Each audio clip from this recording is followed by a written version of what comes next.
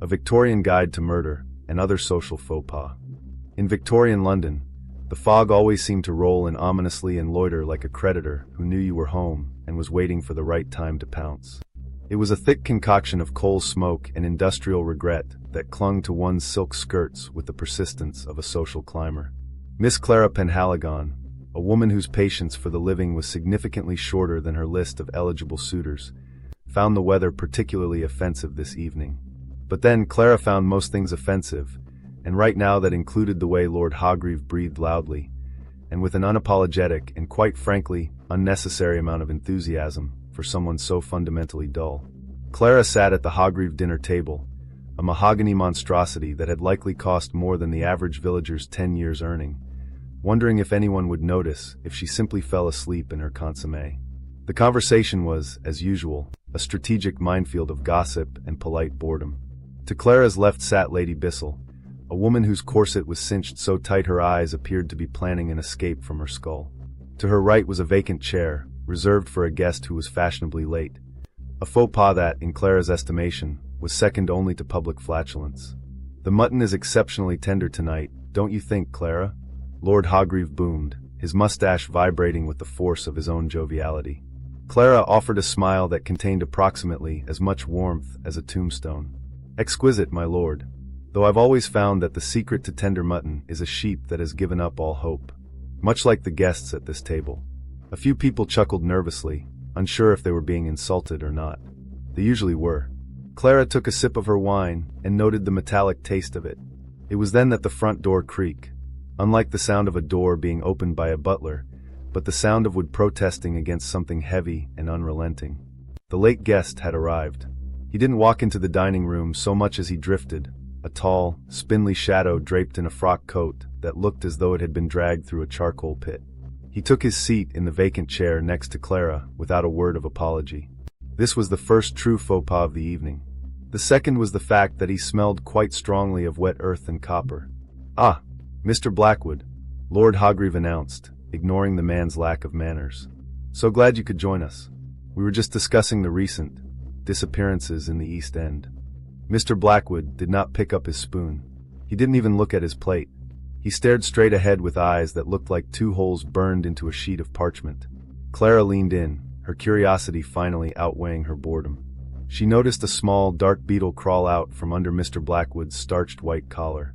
It scurried across his jugular, but he didn't blink. He didn't even twitch. "Mr. Blackwood," Clara said, her voice dripping with its signature ice. "You've missed the first course. Though judging by your complexion, I suspect you've been dieting. Or perhaps you've been dead for 3 days and simply forgot to check the calendar." Lady Bissell gasped, dropping her fork with a silver clatter. The table went silent.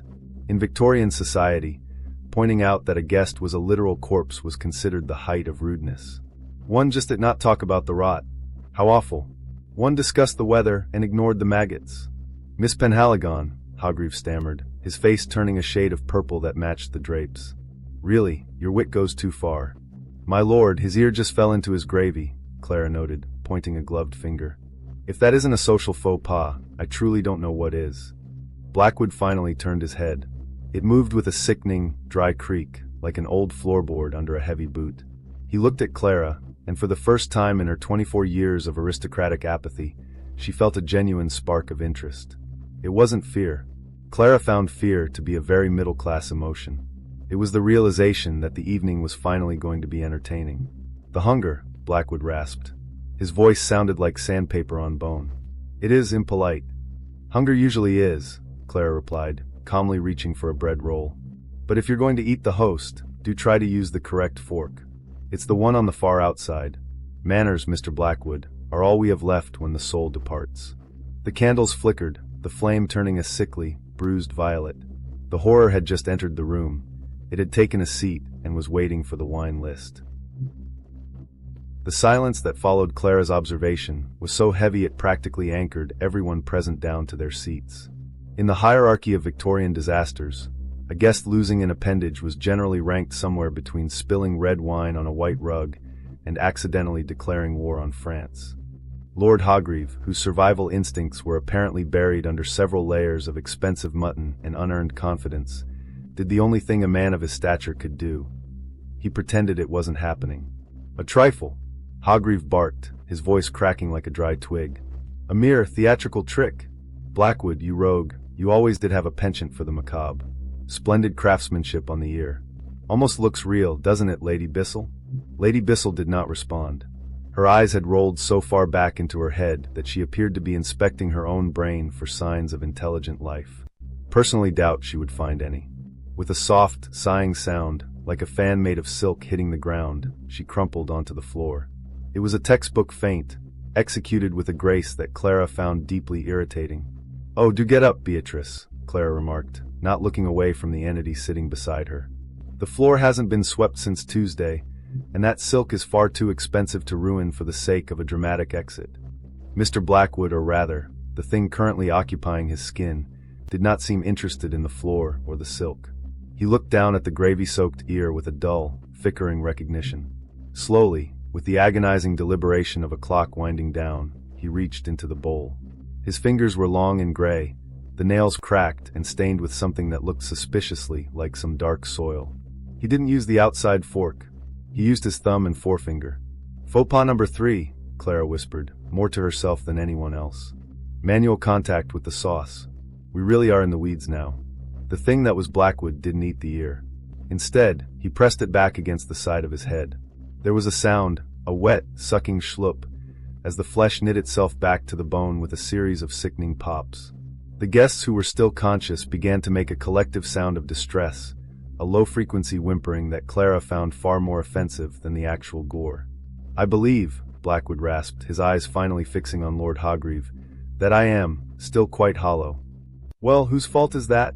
Clara interjected, crossing her arms. "You've ignored the soup, the fish, and the poultry. If you're going to be a guest of the void, the least you could do is participate in the menu. Though I suppose if you're looking for something hollow, Hargreave's head is right there. It's been empty since the late 70s. Hargreave's joviality finally evaporated, replaced by a cold, sharp terror that actually made him look almost dignified for the first time in his life. He pushed his chair back, the legs screeching against the parquet floor. "Right. That's enough. I'm calling the watch. I'm calling the priest. I'm calling my solicitor." "A solicitor?" Clara sighed. "Yes, because nothing terrifies a resurrected corpse like a sternly worded letter regarding trespassing. Do sit down, Hargreave. You're creating a spectacle." But Hargreave was already bolting for the door. He didn't make it. As he reached the heavy oak entrance, the shadows in the corner of the room reached out to him. The darkness seemed to thicken, turning from a lack of light into a physical substance, like spilled ink in a bucket of milk. It wrapped around Hargreave's ankles with the speed of a striking viper. The lord of the manor went down hard, his chin hitting the floor with a dull thud that suggested he wouldn't be worrying about mutton ever again. "The host is down," Clara observed, taking another sip of her wine. "I suppose that means I'm in charge of the seating arrangements. Mr. Blackwood, or whatever you are, would you care for the seat at the head of the table? It has a much better view of the pandemonium." Blackwood stood up. He seemed to grow taller as he moved, his frock coat stretching and tearing at the seams as his shadow expanded across the ceiling, blotting out the violet light of the candles. The room felt suddenly violently cold. The moisture in the air began to frost on the silver platters. "I am the hunger," the creature whispered, the voice no longer coming from its throat, but from the walls themselves. "And I am Clara Penhaligon," she replied, standing up and smoothing her skirts. She felt a strange, electric thrill running through her. For years, she had felt like she was drowning in a sea of polite nonsense. This was honest. This was a disaster she could actually sink her teeth into. "If you're going to devour the room, do be a darling and start with Lady Bissell. She's been on a diet of vinegar and spite for years. She'll be quite very tasty." The creature paused, its shadowed face tilting toward her. It seemed confused by her lack of screaming. Most people had the decency to shriek when faced with the literal personification of the abyss. Clara, however, simply picked up a silver candle snuffer. "Now," Clara said, her voice dropping to a sharp, professional tone, "we have a bit of a problem. If word gets out that a dinner party ended in a supernatural massacre, my social calendar for the spring will be ruined. People are so touchy about being eaten. So, here is how this is going to go. You are going to help me tidy up, and in exchange, I won't have to explain to the priest why there's a hole in the universe where the dining room used to be." The creature let out a sound that might have been a laugh. "You do not fear?" "My dear Blackwood," Clara said, stepping over the unconscious Lady Bissell with practiced ease. "I have spent 10 seasons in London society. I have survived balls with the Duchess of Marlborough and tea with the Queen. Compared to a Victorian socialite's mother, you are positively charming. Now, shall we discuss the proper way to dispose of a lord, or are we going to stand here until the milk goes bad?" If there is one thing more difficult than finding a good lady's maid in London, it is finding one who doesn't scream when she encounters a 6-foot-tall manifestation of eternal void standing over the master's cooling corpse. Clara knew that the next 10 minutes would determine whether she ended the night as a celebrated survivor or a headline in the Police Gazette. The first obstacle arrived in the form of Henderson, the butler. Henderson was a man who possessed the facial mobility of a brick wall and a sense of duty that bordered on the pathological. He entered the dining room carrying a fresh decanter of port, his footsteps silent upon the rug. He stopped exactly 3 paces from the door, his eyes sweeping over the carnage with the practiced indifference of a man who had seen 40 years of aristocratic nonsense. He looked at Lord Hargreave, face down on the ground. He looked at Lady Bissell, whose unconscious form was beginning to twitch in a way that suggested her soul was attempting to leave via her nostrils. Finally, he looked at Mr. Blackwood, whose shadow was currently trying to eat the wallpaper. "Will there be anything else, Miss Penhaligon?" Henderson asked, his voice as dry as a desert bone. "A mop, Henderson. Possibly an exorcist, but let's start with the mop," Clara replied, not missing a beat. She pointed a delicate finger at the entity. "And do bring a larger glass for Mr. Blackwood. He's feeling expansive." The entity turned its void-filled gaze toward the butler. A low, guttural vibration shook the floorboards, like the sound of 1,000 dead stars whispering. Henderson merely inclined his head. "Very good, Mississippi. I shall inform the kitchen that the second course has been delayed." As Henderson retreated with a dignified click of the door, Clara turned her attention back to her new associate. "Now then, you said you were the hunger. That's a bit dramatic, don't you think? It's very theater district. We need to work on your branding if you're going to stay in my employment. From here on out, you are my distant, eccentric, and remarkably pale cousin from the north. Cousin Silas." The entity Silas tilted its head. The shadows retreating from the walls curled around its feet like loyal, oily hounds. "I do not serve. I consume." Yes, we all have our little hobbies," Clara said, waving a hand dismissively. "But consuming the host before the port has been served is simply not done. If you want to stay in this reality, you have to play by its rules. And rule number 1 is, no killing anyone until the thank you notes have been sent. It's common decency." She walked over to Lord Hargreave's prone form and nudged him with the toe of her silk slipper. He groaned. He wasn't dead, merely hurt. "Silas," Clara commanded. "Hargreave is a bore, but his cellar is magnificent. We can't have him dying on the floor, it's untidy. Can you do something about the mess?" She gestured to the black stuff that was beginning to seep from Silas's sleeves onto the rug. The entity didn't speak. Instead, it reached out a hand. The shadows retracted. The blackness that had stained the walls and the floor began to spiral back toward Silas, being sucked into his skin like smoke into a vacuum. Even the frost on the silver melted instantly.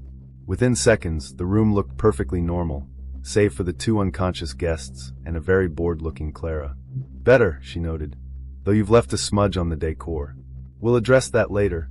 At that moment, Lady Bissell's eyes snapped open.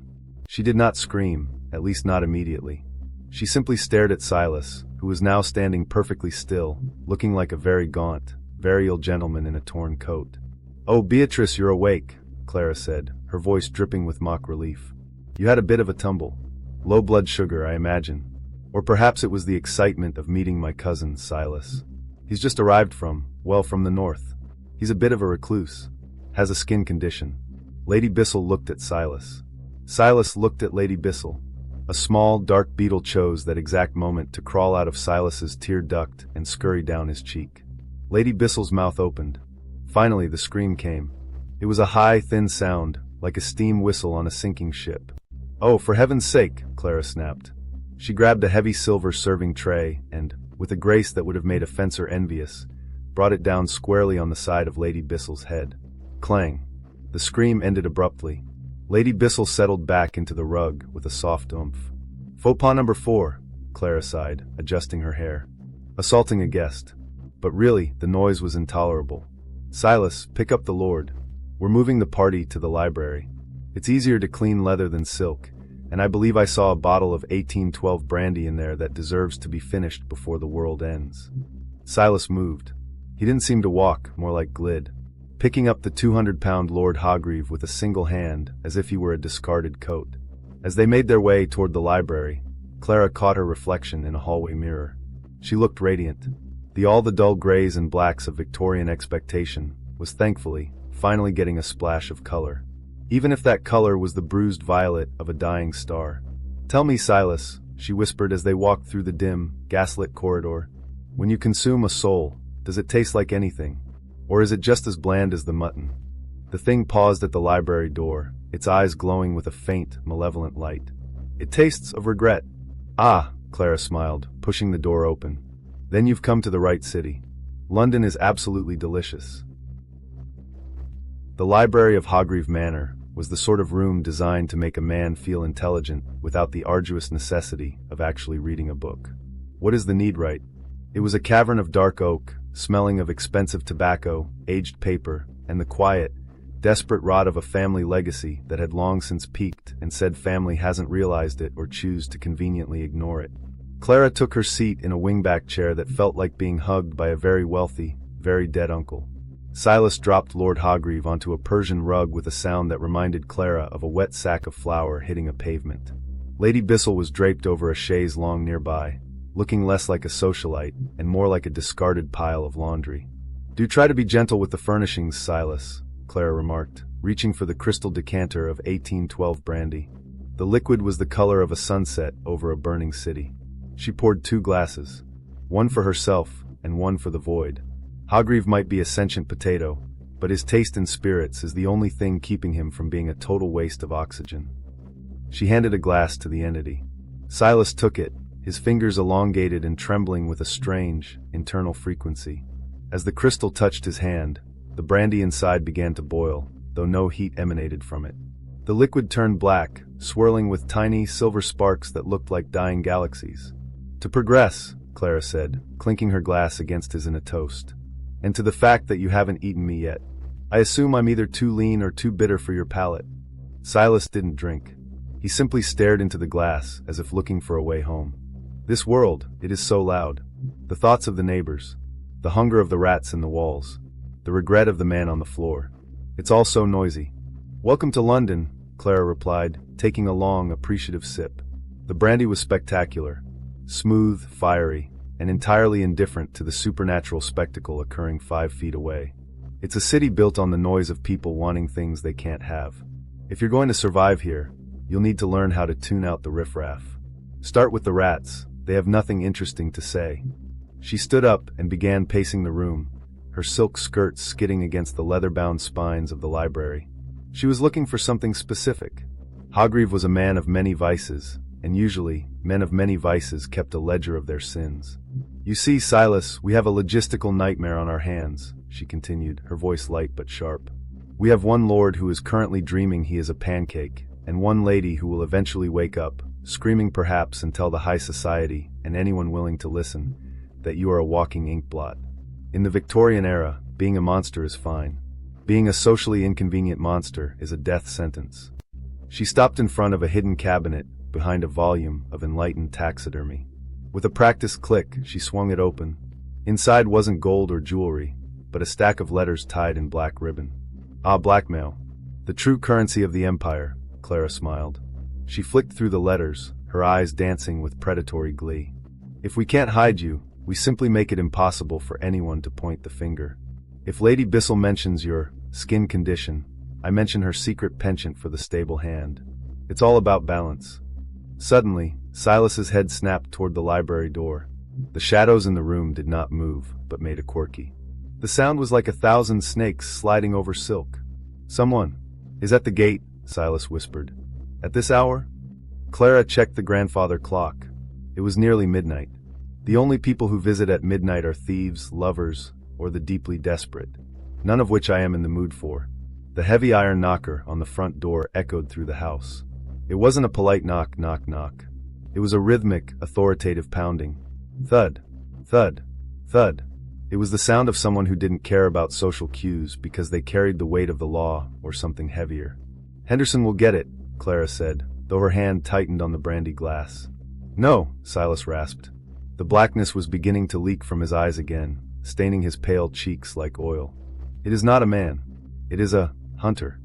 Clara felt a genuine chill, not the bleak cold of Silas, but the cold realization that her quiet evening of managing a massacre was about to become significantly more crowded. She turned to the window, pulling back the heavy velvet drapes just a tiny inch. Down in the fog-choked driveway, a black carriage stood waiting. It had no crest on the door. The horses were as white as bone, their breath coming out in ragged, ghostly plumes. Standing by the door was a man in a long leather duster, wearing a hat pulled low over his eyes.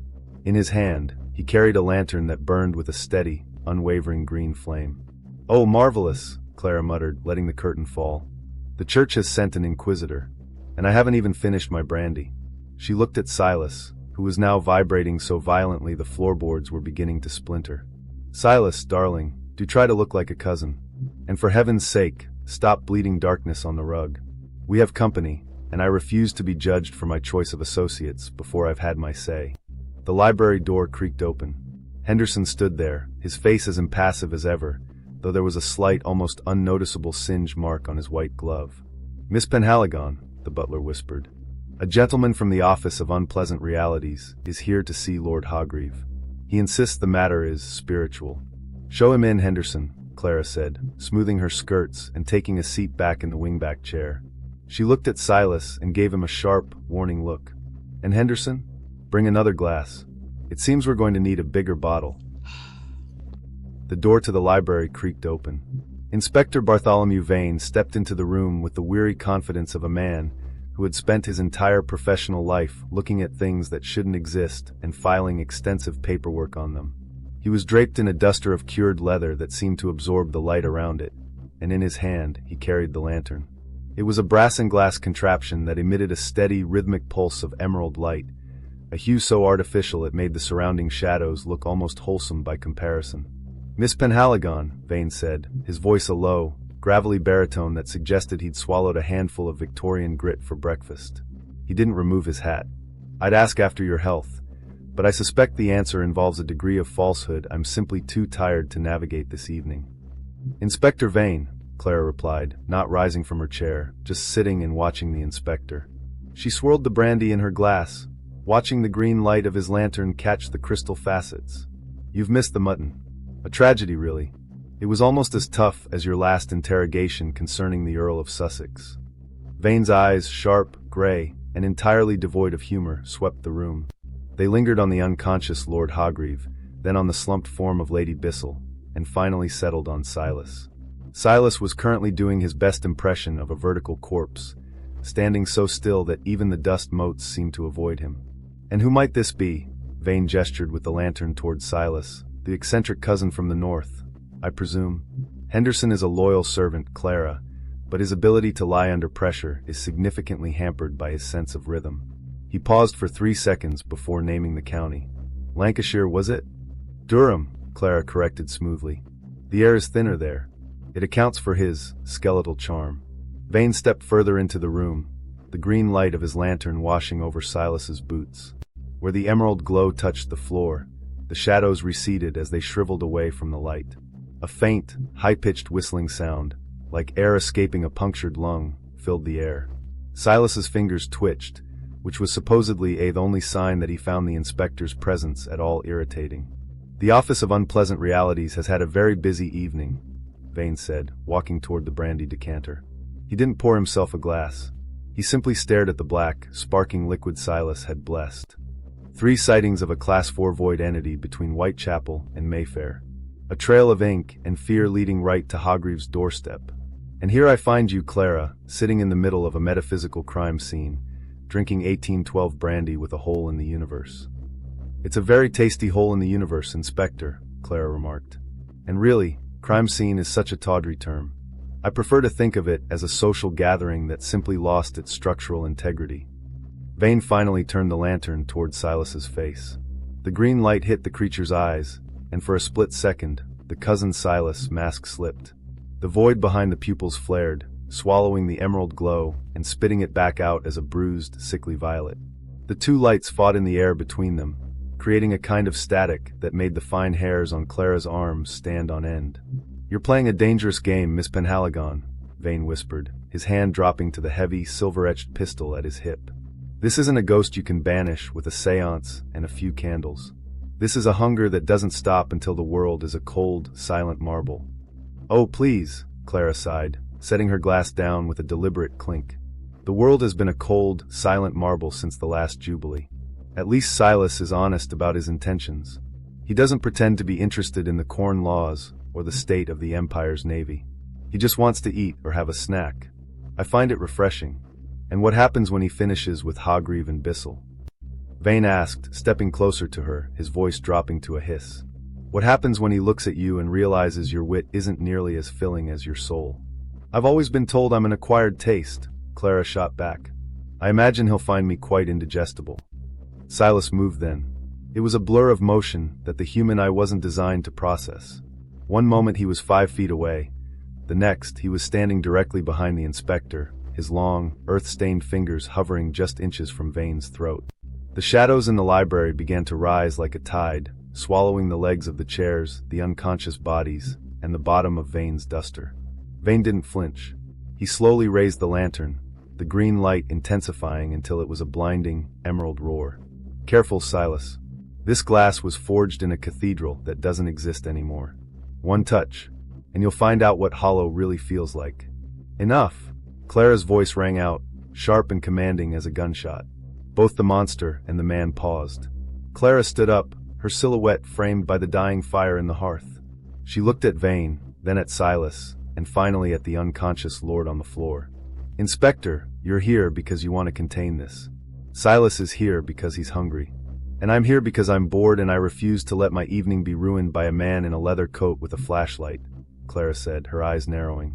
"Now we can either have a very messy, very loud confrontation that will wake up the entire street, or we can reach a professional understanding. Your pick."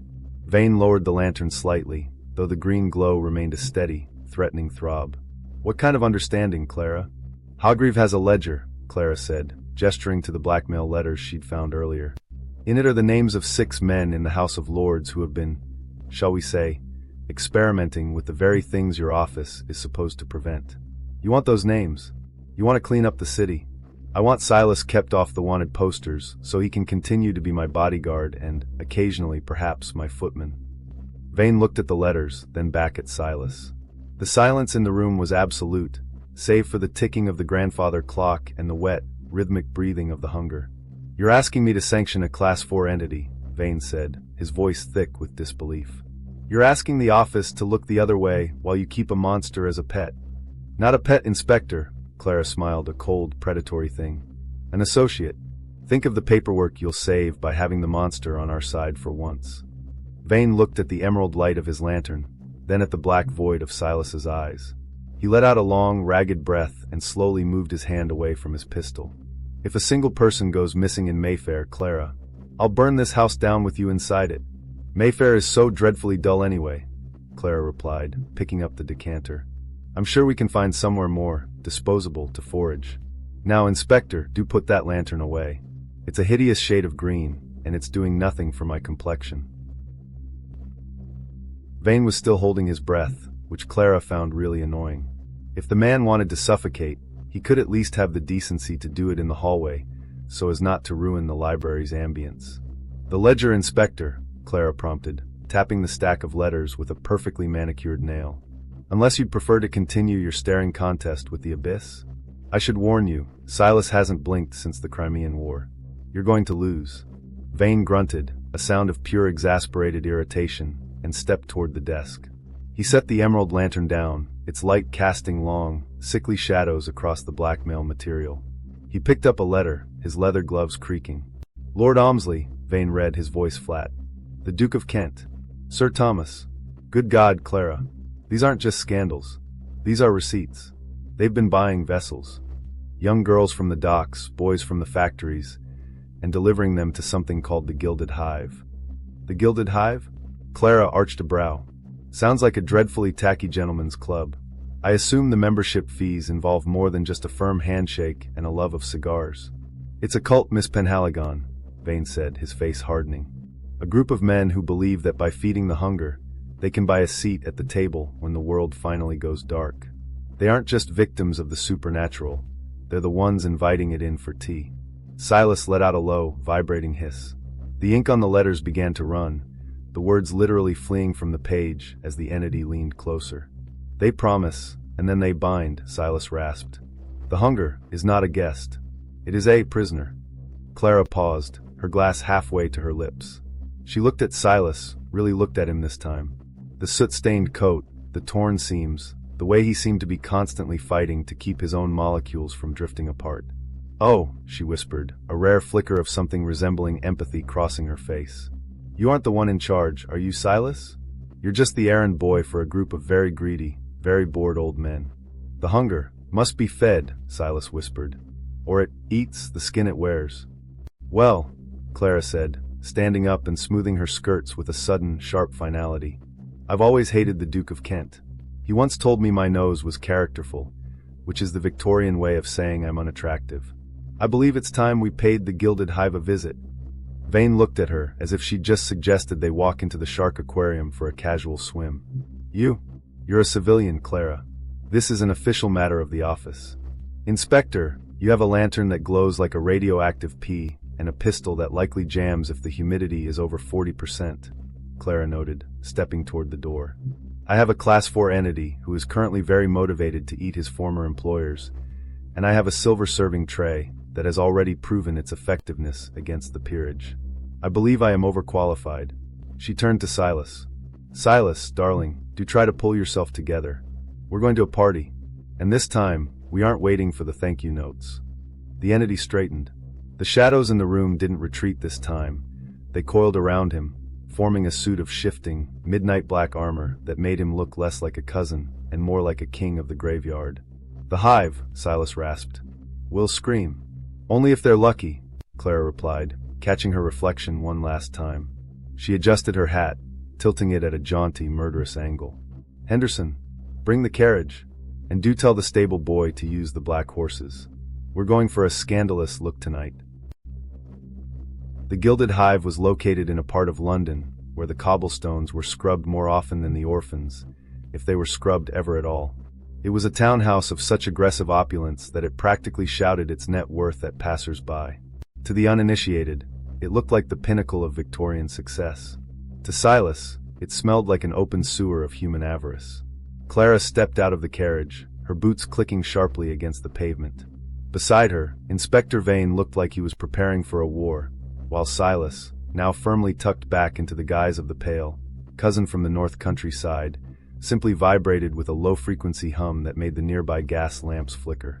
"Now remember," Clara said, adjusting her silk gloves, "we are here for a social call. If anyone starts chanting in Latin, I shall be very cross. It's so very dull." The front doors were opened by two footmen, whose eyes were so blank they could have been taxidermy projects. They didn't ask for a card. They simply bowed and gestured toward the grand ballroom. Inside, the creme de la creme of London society was gathered, but something was off. The champagne in the crystal flutes was the color of bruised plums. The string quartet was playing a waltz that seemed to have several notes missing, creating a melody that felt like a slow-motion crash. And at the center of it all stood the Duke of Kent, a man who looked like he had been carved out of cold lard and dressed the funds for half the state. "Clara Penhaligon," the Duke boomed, his voice echoing with a hollow metallic ring. "And Inspector Vane. We weren't expecting the law to join our little harvest." "I'm not here for the law, Your Grace," Vane growled, his hand hovering over the emerald lantern. "I'm here as the janitor. And I'm here because the Duke's taste in interior design is a literal crime against humanity," Clara added, eyes scanning the room. She noticed the guests weren't just standing. They were positioned around a series of brass grates in the floor.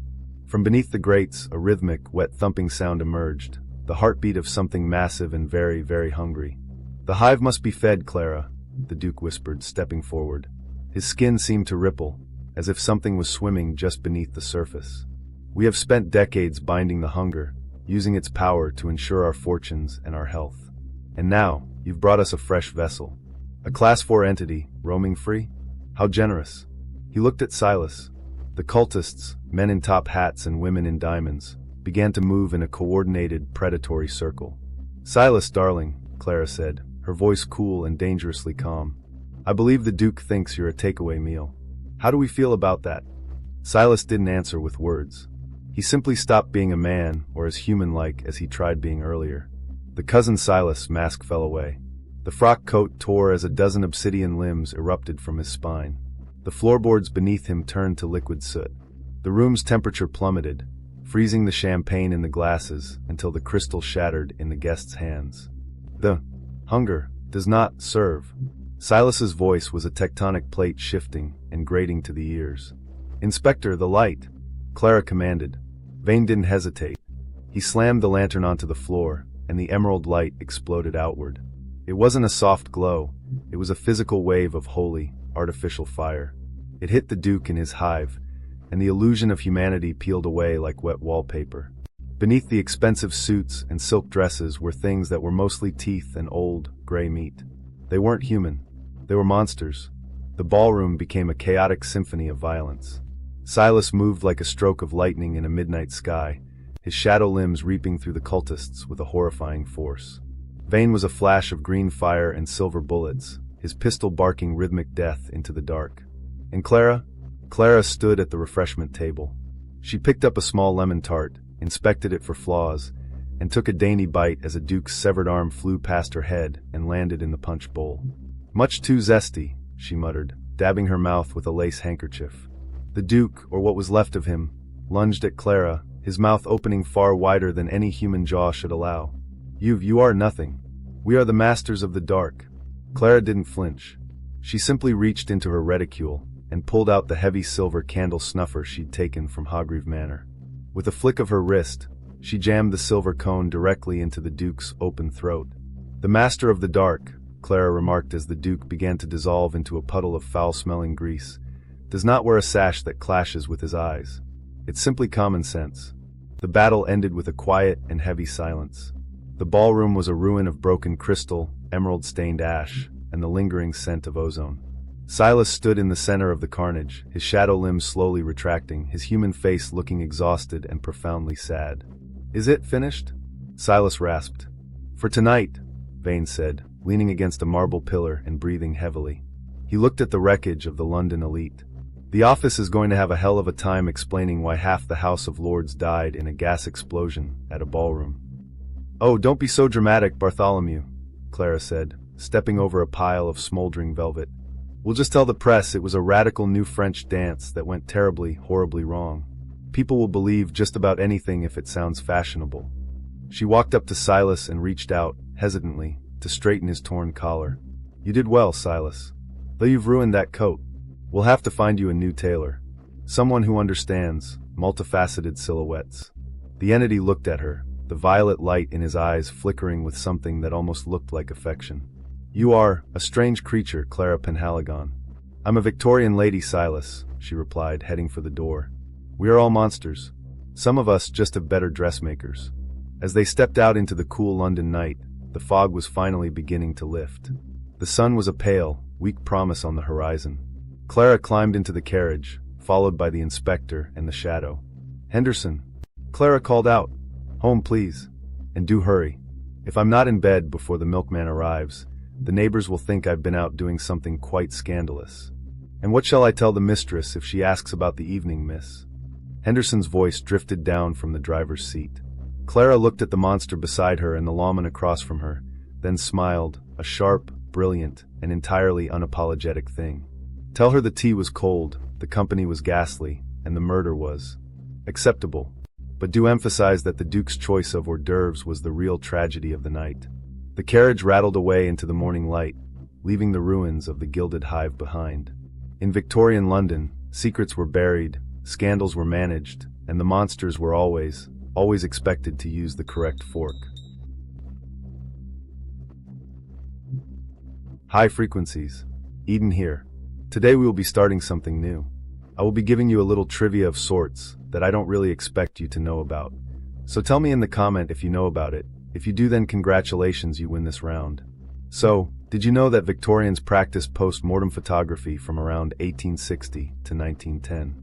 At that time, photography was expensive, so if a loved one was deceased, they would take a final picture of them as a keepsake. This was not actually considered a morbid practice, but a way to memorialize their loved ones. As at that time, death was always very close to life, a rather vivid reality, and child death especially was very common.